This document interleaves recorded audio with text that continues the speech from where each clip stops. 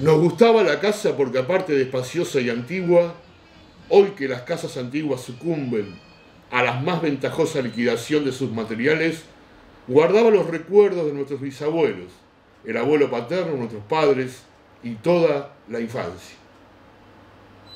Nos habituamos, Irene y yo, a persistir solos en ella, lo que era una locura, pues en esa casa podían vivir 8 personas sin estorbarse. Hacíamos la limpieza por la mañana, levantándonos a las 7 y a eso de las 11, yo le dejaba a Irene en las últimas habitaciones para repasar y me iba a la cocina. Almorzábamos a mediodía, siempre puntuales. Ya no quedaba nada por hacer fuera de unos pocos platos sucios. Nos resultaba grato almorzar pensando en la casa profunda y silenciosa, y como nos bastábamos para mantenerla limpia. A veces llegábamos a creer que era ella la que no nos dejó casarnos. Irene rechazó 2 pretendientes sin mayor motivo y a mí se me murió María Esther antes de que llegáramos a comprometernos. Entramos en los 40 años con la inexpresada idea de que el nuestro simple y silencioso matrimonio de hermanos era necesaria clausura de la genealogía asentada por los bisabuelos en nuestra casa. Nos moriríamos allí algún día. Vagos y esquivos primos se quedarían con la casa y la echarían al suelo para enriquecerse con el terreno y los ladrillos, o mejor, nosotros mismos la voltearíamos justicieramente antes de que fuera demasiado tarde. Irene era una chica nacida para no molestar a nadie. Aparte de su actividad matinal, se pasaba el resto del día tejiendo en el sofá de su dormitorio. No sé por qué tejía tanto. Yo creo que las mujeres tejen cuando han encontrado en esa labor el gran pretexto para no hacer nada. Irene no era así, tejía cosas siempre necesarias, tricotas para el invierno, medias para mí, mañanitas y chalecos para ella. A veces tejía un chaleco y después lo destejía en un momento porque algo no le agradaba. Era gracioso ver en la canastilla el montón de lana encrespada resistiéndose a perder su forma de algunas horas. Los sábados iba yo al centro a comprarle lana. Irene tenía fe en mi gusto. Se complacía con los colores y nunca tuve que devolver madejas. Yo aprovechaba esas salidas para dar una vuelta por las librerías y preguntar vanamente si había novedades en literatura francesa. Desde 1939 no llegaba nada valioso a la Argentina. Pero es de la casa que me interesa hablar, de la casa y de Irene, porque yo no tengo importancia. Me pregunto qué hubiera hecho Irene sin el tejido. Uno puede releer un libro, pero cuando un pullover está terminado no se puede repetirlo sin escándalo. Un día encontré el cajón de abajo de la cómoda de alcanfor, lleno de pañoletas blancas, verdes, lilas. Estaban con naftalina apiladas como en una mercería. Yo no tuve valor de preguntarle a Irene qué pensaba hacer con ellas. No necesitábamos ganarnos la vida. Todos los meses llegaba la plata de los campos y el dinero aumentaba. Pero a Irene solamente la entretenía el tejido. Mostraba una destreza maravillosa y a mí se me iban las horas viéndole, las manos como erizos plateados, agujas yendo y viniendo y 1 o 2 canastillas en el suelo donde se agitaban constantemente los ovillos. Era hermoso. ¿Cómo no acordarme de la distribución de la casa? El comedor, una sala con gobelinos, la biblioteca y 3 dormitorios grandes que daban en la parte más retirada, la que mira hacia Rodríguez Peña. Solamente un pasillo con su maciza puerta de roble aislaba esa parte del ala delantera donde había un baño, la cocina, nuestros dormitorios y el living central, al cual comunicaban los dormitorios y el pasillo. Se entraba a la casa por un zaguán con mayólica y la puerta cancel daba al living. De manera que uno entraba por el zaguán, abría la cancel y pasaba al living. Tenía a los 2 lados las puertas de nuestros dormitorios y al frente el pasillo que conducía a la parte más retirada. Avanzando por el pasillo se franqueaba la puerta de roble y más allá empezaba el otro lado de la casa. Bien se podía girar a la izquierda justamente antes de la puerta y seguir por un pasillo más estrecho que llegaba a la cocina y al baño. Cuando la puerta estaba abierta, advertía a uno que la casa era muy grande. Si no, daba la impresión de un departamento de lo que se edifican ahora, apenas para moverse. Irene y yo vivíamos siempre en esa parte de la casa. Casi nunca íbamos más allá de la puerta de roble, salvo para hacer la limpieza. Pues es increíble cómo se junta tierra en los muebles. Buenos Aires será una ciudad limpia, pero eso se lo debe a sus habitantes y no a otra cosa. Hay demasiada tierra en el aire.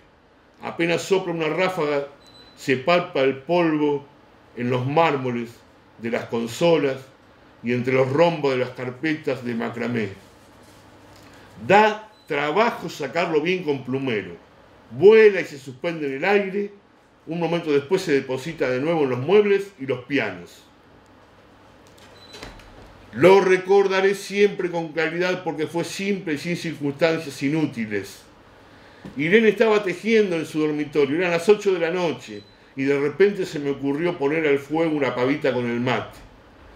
Fui por el pasillo hasta enfrentar la entornada puerta de roble y daba la vuelta al codo que llevaba a la cocina cuando escuché algo en el comedor o la biblioteca. El sonido venía impreciso y sordo, como un volcarse de sillas sobre la alfombra o un ahogado susurro de conversación. También lo oí, al mismo tiempo o un segundo después, en el fondo del pasillo que traía desde aquellas piezas hasta la puerta.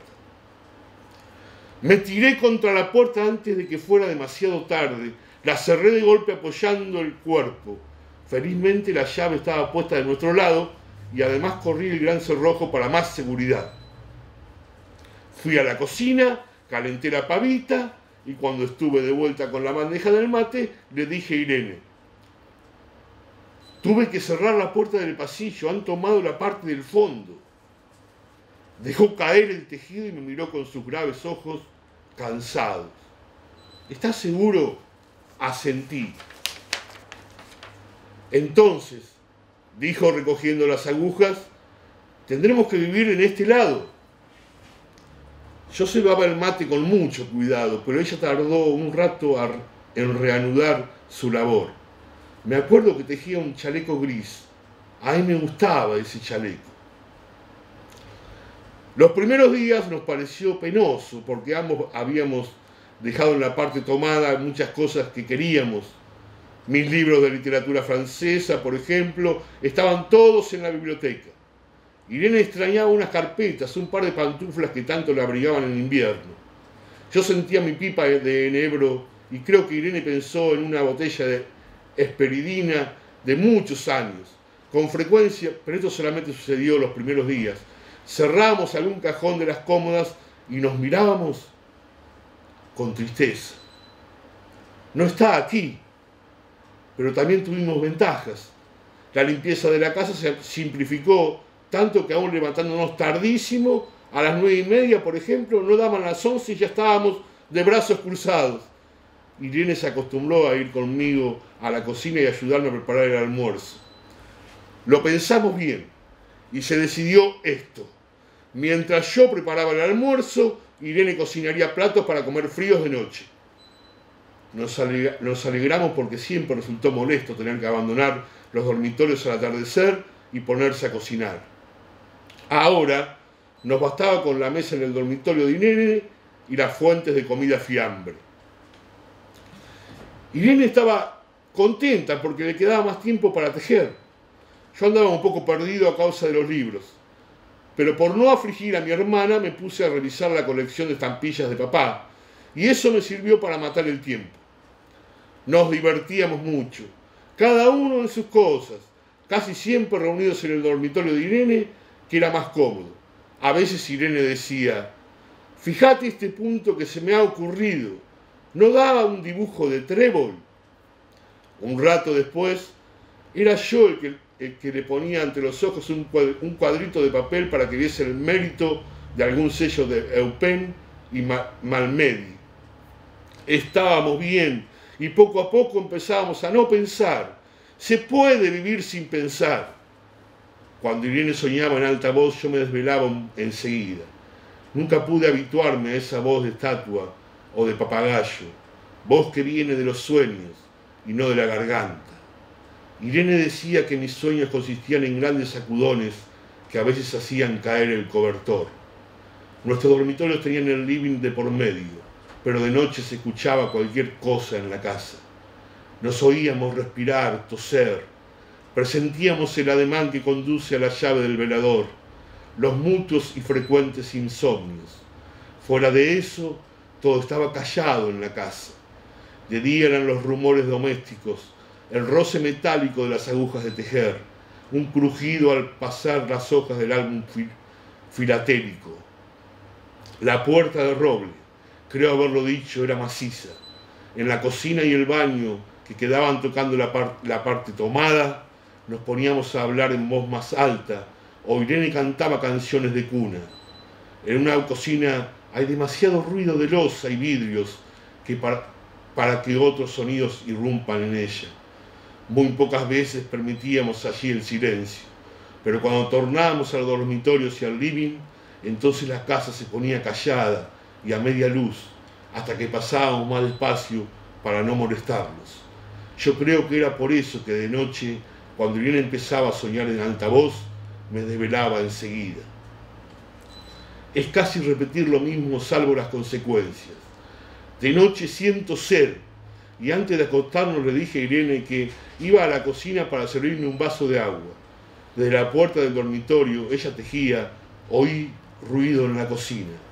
Tal vez en la cocina o tal vez en el baño porque el codo del pasillo apagaba el sonido. A Irene le llamó la atención mi brusca manera de detenerme y vino a mi lado sin decir palabra. Nos quedábamos escuchando los ruidos, notando claramente que eran de este lado de la puerta de roble, en la cocina y el baño, o en el pasillo mismo donde empezaba el codo casi al lado nuestro. No nos mirábamos siquiera. Apreté el brazo de Irene y la hice correr conmigo hasta la puerta cancel sin volvernos hacia atrás. Los ruidos se oían más fuertes, pero siempre sordos, a espaldas nuestras. Cerré de golpe la cancel y nos quedamos en el zaguán. Ahora no se oía nada. Han tomado esta parte, dijo Irene.